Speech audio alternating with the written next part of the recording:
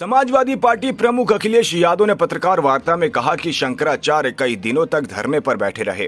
उस समय सर्दी चरम पर थी। हमारे सनातनी व्यवस्था में कहीं किसी शंकराचार्य को स्नान से नहीं रोका गया होगा, लेकिन ये पहली बार हुआ है कि उन्हें स्नान से भी रोका गया। अब यह सरकार शंकराचार्य को अपमानित करने के लिए 20 साल पुरानी घटना ढूंढ कर लाई। अगर यह शिकायतकर्ता रामभद्राचार्य जी का शिष्य है तो मुझसे गलती हुई है कि मैंने कभी रामभद्राचार्य पर जो मुकदमा था वो वापस लिया था। मुझे उन्हें जेल भेज देना चाहिए था। विचारों को लेकर झगड़े हो जाते हैं, लेकिन आप इस स्तर तक चले जाएंगे कि आप ऐसे आरोप लगवाएंगे। इसीलिए मैं कह रहा हूं कि ये सरकार अब बचने वाली नहीं है। कि अचानक कुछ लोग निकल पड़े सम्मान देने के लिए। जिस समय शिखा को पकड़ करके अपमानित किया जा रहा था, उस समय ये लोग कहां थे? उसी समय उन्हें जाना चाहिए था संगम किनारे। हमारे पूज्य शंकराचार्य जी कई दिनों धरने पे बैठे रहे वहां पर। उस समय सर्दी पीक पे थी। अब तक की जो हमारी पूरा इतिहास जो है, पौराणिक व्यवस्था है, सनातनी व्यवस्था में कहीं किसी शंकराचार्य को गंगा स्नान से रोका नहीं गया होगा। लेकिन ये पहली बार हुआ है सरकार में कि उन्हें स्नान करने से भी रोका गया। जो हमारी आध्यात्म की, हमारे सनातन धर्म की त्रिवेणी है। और अब तो ये सरकार एक कदम आगे निकल गई है।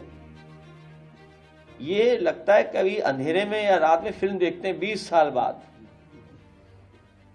हर बात इनको 20 साल बाद पता लगती है।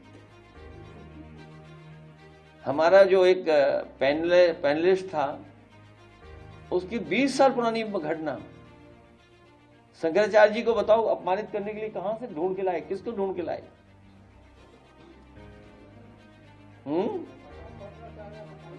हाँ, हालांकि आदरणीय, पूजनीय, सम्मानित आदरणीय रामभद्राचार्य जी के बारे में बोलना नहीं चाहिए कुछ भी। लेकिन अगर उनका चेला है ये, अगर उनका ये चेला है तो मुझसे गलती हुई है।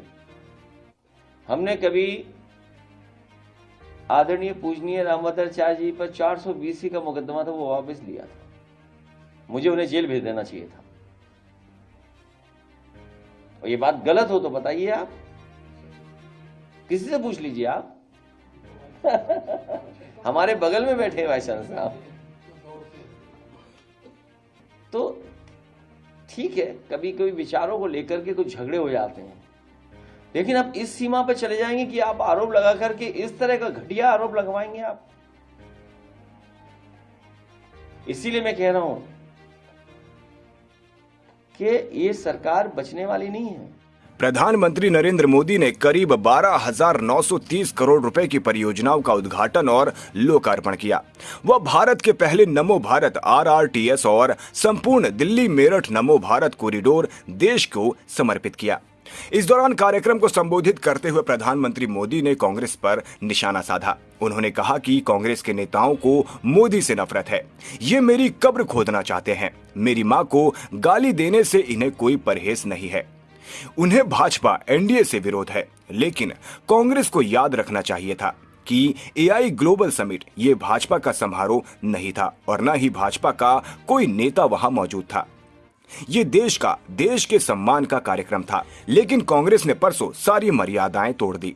पूरे देश में कांग्रेस की इस रीति नीति पर थू-थू हो रही है। लेकिन दुर्भाग्य देखिए, इतनी पुरानी पार्टी के नेता लाजने की बजाय गाजते हैं। देश की बेइज्जती करने वालों का जयकारा कर रहे हैं। कांग्रेस के नेताओं को मोदी से नफरत है।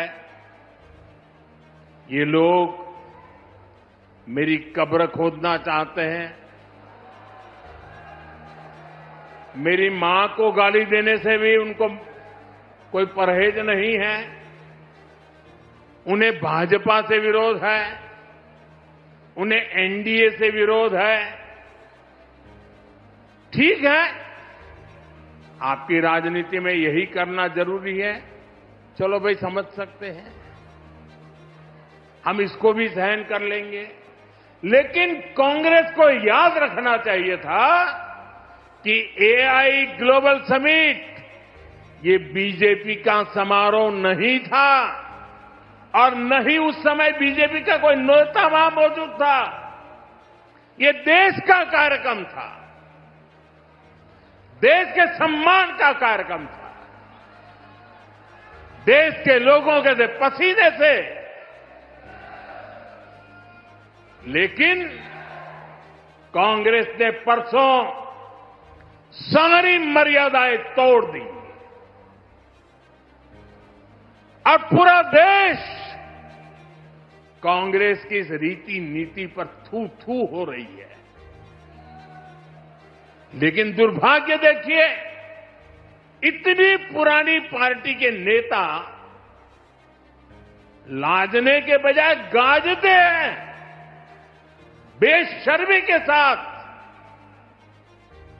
देश की बेइज्जती करने वालों का जयकारा कर रहे हैं। दिल्ली की मुख्यमंत्री रेखा गुप्ता ने पत्रकारों से बात करते हुए कहा कि आतंकी राजनीति, गुंडागर्दी की राजनीति, लालच की राजनीति का अब अंत आने वाला है।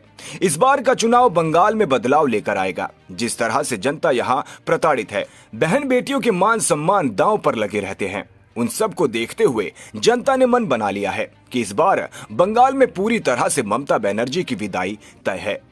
उन्होंने आगे पत्रकारों से बात करते हुए कहा कि चाहे जितना ममता बनर्जी घुसपैठियों के पीछे छुपकर रह लें, लेकिन जनता की आवाज को वे दबा नहीं सकती।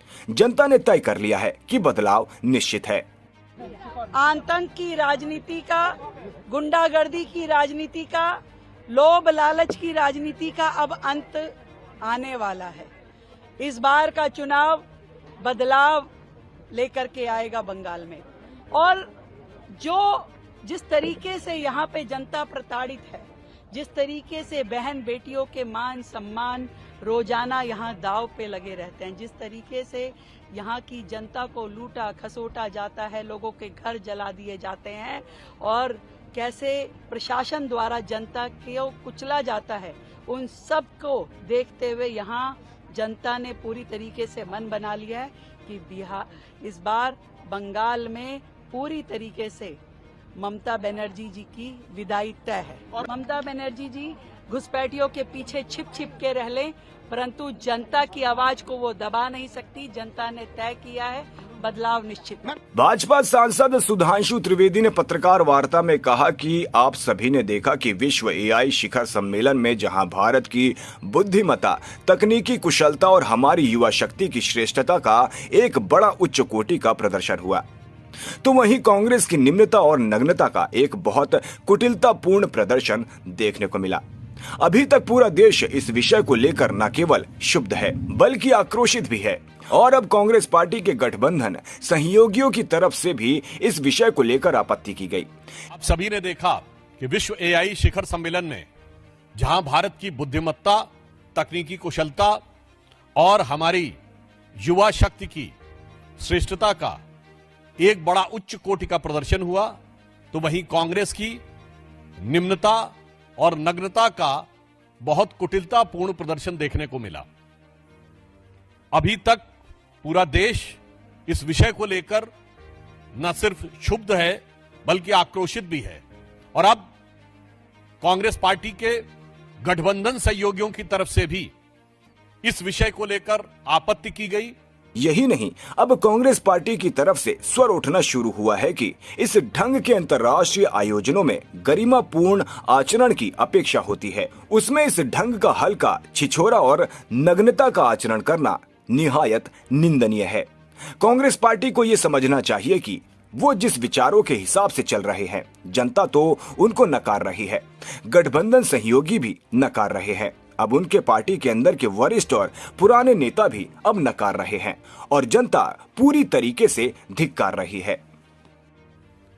श्री अखिलेश यादव जी का वक्तव्य आपने देखा होगा। अब कांग्रेस पार्टी के अंदर से भी यह स्वर उठना शुरू हुआ है कि इस ढंग के अंतर्राष्ट्रीय आयोजनों में एक गरिमापूर्ण आचरण की अपेक्षा होती है, उसमें इस ढंग का हल्का, छिछोरा और नग्नता का आचरण करना निहायत निंदनीय है। कांग्रेस की वरिष्ठ नेता रही और पूर्व केंद्रीय मंत्री मार्गरेट अल्वा जी ने कहा है कि अंतर्राष्ट्रीय आयोजनों के दौरान एक जिम्मेदारी की भावना होनी चाहिए और उन्होंने कहा कि अंतर्राष्ट्रीय आयोजनों के दौरान गरिमा और अनुशासन को बनाए रखना सभी की जिम्मेदारी है। इसलिए हम ये कहना चाहते हैं कि कांग्रेस पार्टी को अब यह समझना चाहिए कि वो जिस प्रकार के विचारों के हिसाब से चल रहे हैं, जनता तो उनको नकार रही ही है, गठबंधन सहयोगी तो नकार रहे ही हैं। अब उनके पार्टी के अंदर के वरिष्ठ और पुराने नेता भी अब उन्हें नकार रहे हैं और जनता पूरी तरीके से धिक्कार रही है। वैसे भारत की हर श्रेष्ठता को लेट डाउन करना, उसको धूमिल करने का प्रयास करना कांग्रेस का एक सहज, स्वाभाविक, योजनाबद्ध